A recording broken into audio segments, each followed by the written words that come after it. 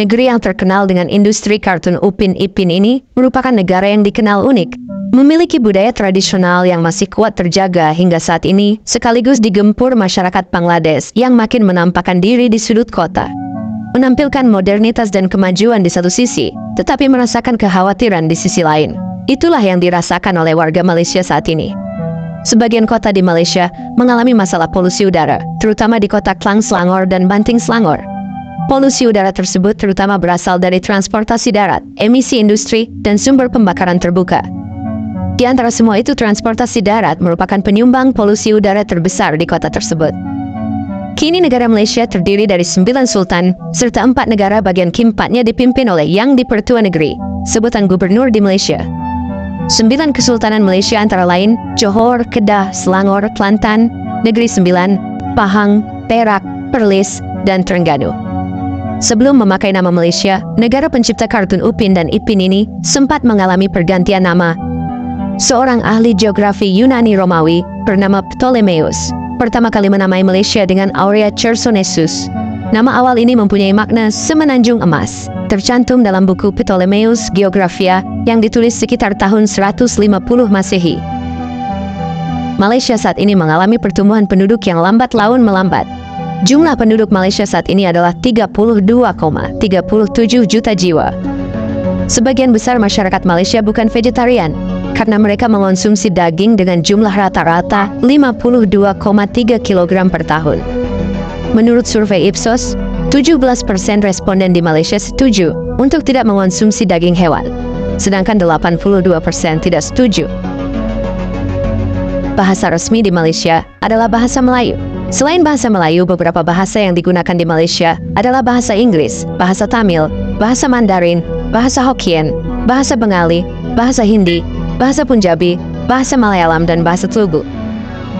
Sama halnya dengan Indonesia, mayoritas bangsa Malaysia menganut agama Islam.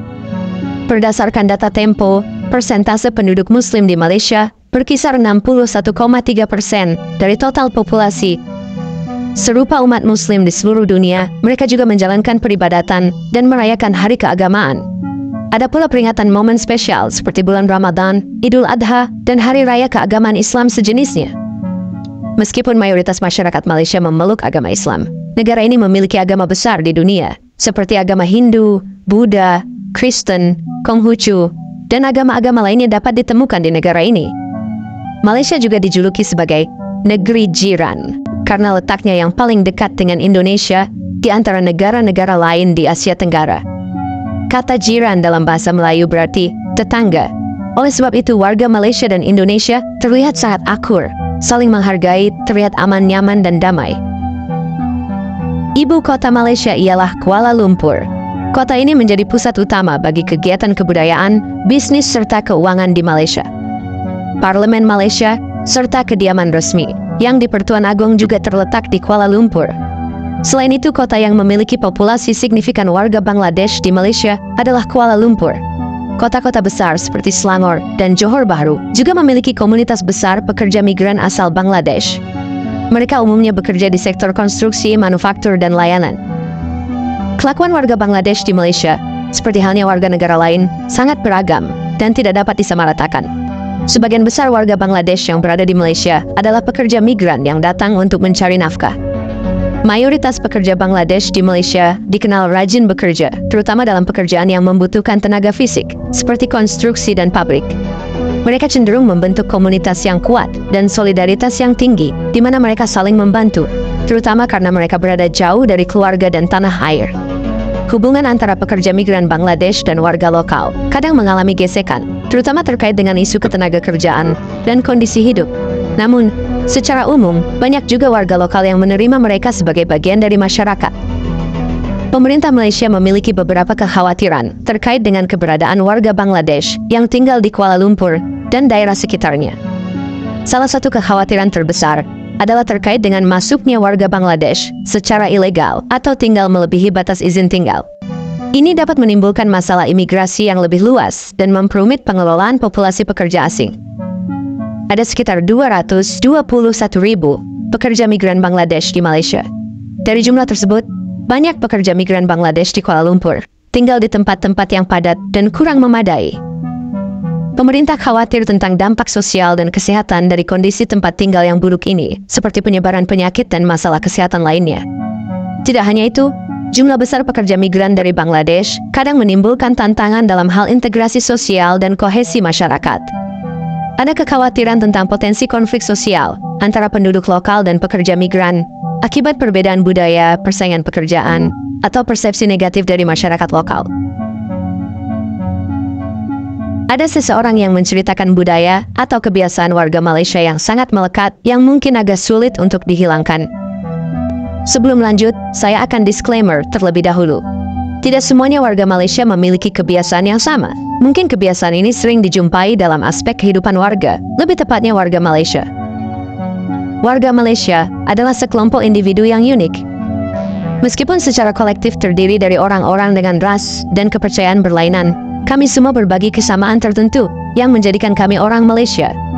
Kebiasaan budaya, norma, idiosinkrasi, ciri kelakuan mendefinisikan siapa kami sebagai sebuah bangsa.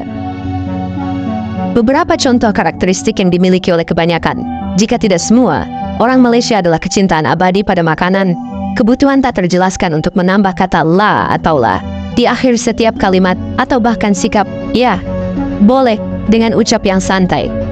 Bagi orang asing, ciri-ciri ini terkadang bisa membingungkan, menggelikan, aneh, atau mengganggu. Untuk lebih memahami Malaysia, pertama-tama, Anda harus memahami orang-orangnya dan budayanya. Sebagai panduan, berikut adalah kebiasaan budaya atau kebiasaan warga Malaysia yang paling umum ditemukan di seluruh pelosok. Kebanyakan orang Malaysia tidak sadar waktu.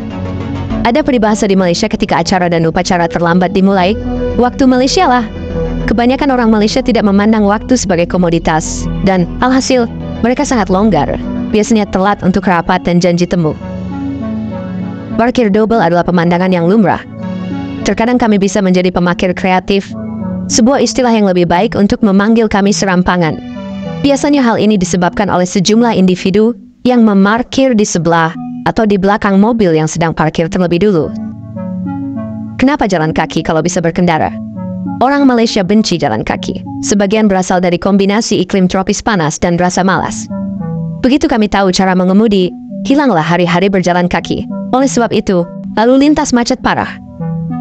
Kebanyakan dari kami ugal-ugalan saat berkendara. Bukan rahasia lagi bahwa pengendara Malaysia bisa sangat ugal-ugalan dan egois kalau soal etiket di jalan raya. Tidak menyalakan sinyal indikator, tailgating, mengikuti kendaraan depan terlalu rapat, tidak mematuhi hukum, dan menambahkan ngedipkan lampu depan adalah sebagian dari hal-hal serampangan yang dilakukan pengendara di jalan raya, sehingga membahayakan nyawa setiap orang. Sarana multibahasa untuk menyampaikan pesan. Karena kami tumbuh besar dalam pertemanan dengan orang-orang dari beragam ras, kami berasimilasi dengan budaya-budaya lain di negara kami. Kebanyakan dari kami menguasai beberapa bahasa, cukup untuk dimanfaatkan dalam penyampaian pesan. Misal, apa? Kamu pergi makan tanpa aku, kawan? Bisa diulang dalam Manglish, bahasa Inggris Malaysia, menjadi what la way? Kamu pergi makan tanpa aku? Maca ce. Malaysia masih termasuk menjadi negara berkembang. Dalam beberapa tahun mendatang, bisa saja negeri jiran ini menjadi negara maju dengan catatan mengalami perkembangan, pendidikan, serta peningkatan pendapatan per kapita yang signifikan dan mencapai kriteria negara maju. Di jagat maya, khususnya sosial media, muncul kabar Malaysia bakal mendeklarasikan menjadi negara maju di tahun 2025. Bagaimana menurut kalian? Tulis di komentar.